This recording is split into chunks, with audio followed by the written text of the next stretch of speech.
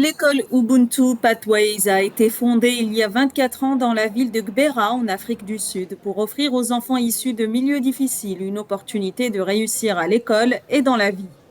Son fondateur, Jacob Leaf, espère aider à briser le cycle de la pauvreté dans une des sociétés les plus inégalitaires du monde.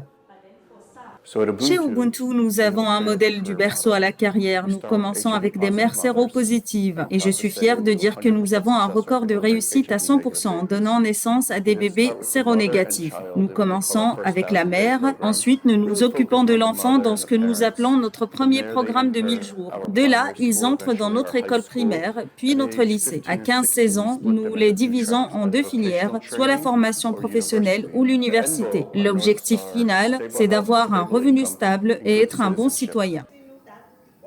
Aux bénéficiaires qui viennent majoritairement de milieux défavorisés, Ubuntu Pathways donne accès aux soins aux mères et aux enfants, ainsi qu'à une aide alimentaire régulière.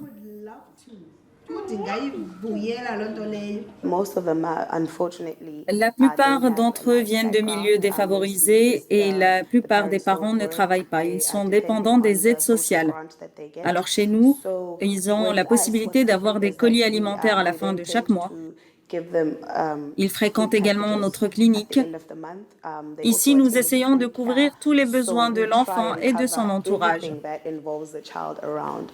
Les effets du système d'apartheid qui offrait une éducation inférieure aux Sud-Africains noirs se font encore sentir. Lobogang Gobodo, enseignante et ancienne élève de l'école, est heureuse de faire partie de cette organisation qui offre une chance aux enfants.